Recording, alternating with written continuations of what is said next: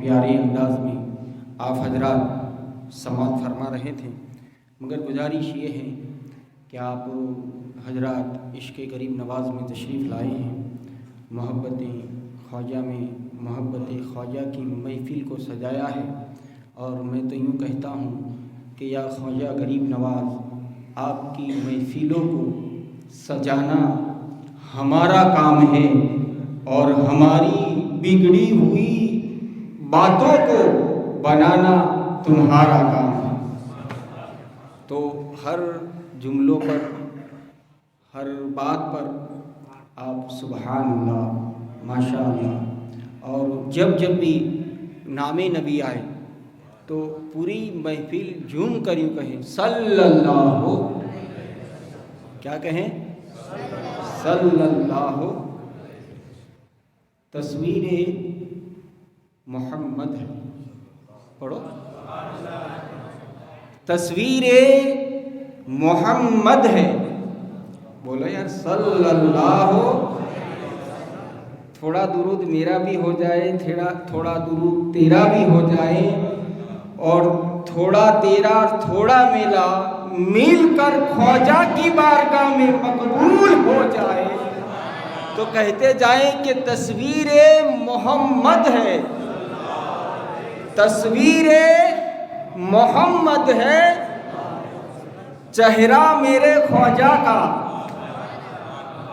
تصویر محمد ہے، چہرہ میرے خواجہ کا، اور کعبہ ہے فقیروں کا، روزہ میرے خواجہ کا،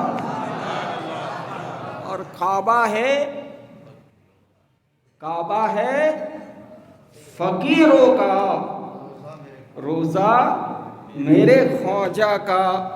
اور شاعر نے کیا ہی خوب کہا ہے کہ نظروں میں نہیں آتی کونین کی سلطانی،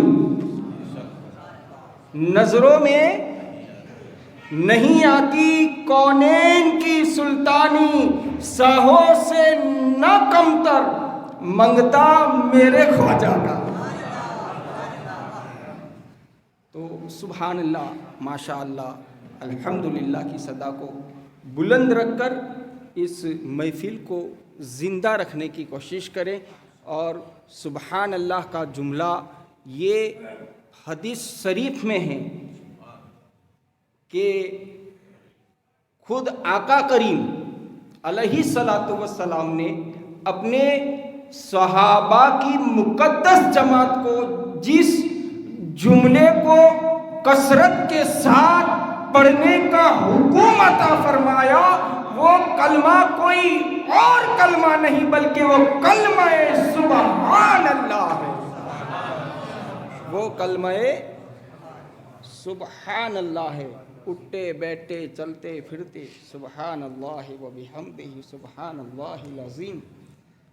اسی لیے تو ہم تکبیر اولیٰ جب کہتے ہیں، پہلی تکبیر اللہ اکبر، اور جیسے ہی رکعت باندھتے ہیں تو ہم پڑھتے ہیں نا ثنا، کیا پڑھتے ہیں؟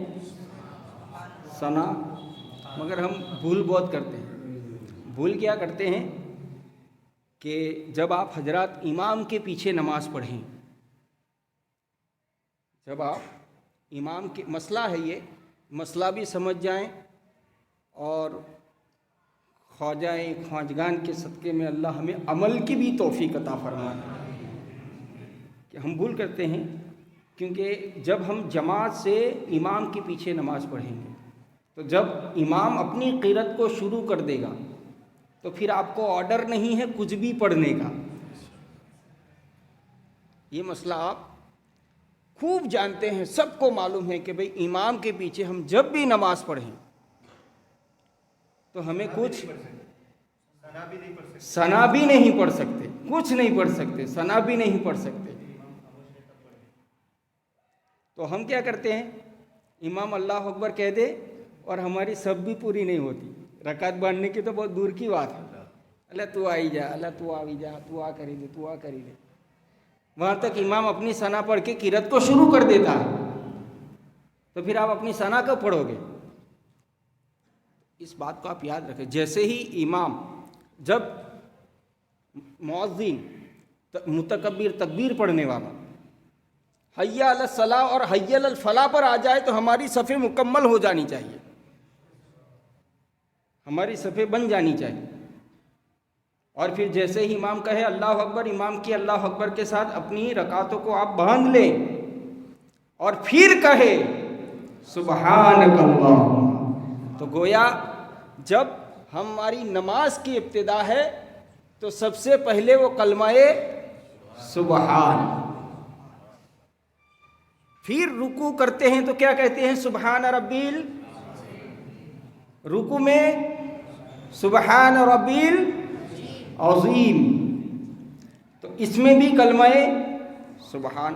دونوں سجدوں میں کیا کہتے ہیں؟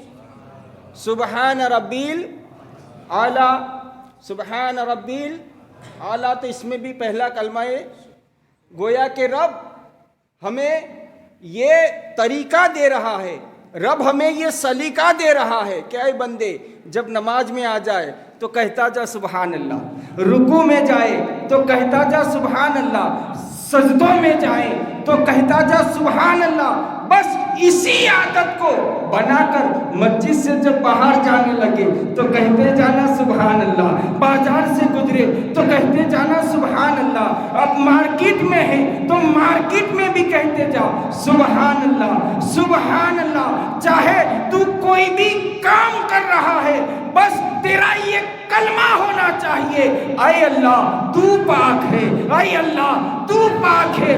بس خدا کی پاکیزگی کو بیان کرنا یہ تیرا کام ہے. رب کی بارگاہ میں یہ قبول ہو گئی تیری پاکیزگی کو بیان کرنا تو باری تعالیٰ کی بارگاہ سے یہ جواب ملے گا کہ اے بندے اب تو بھی پاک ہے.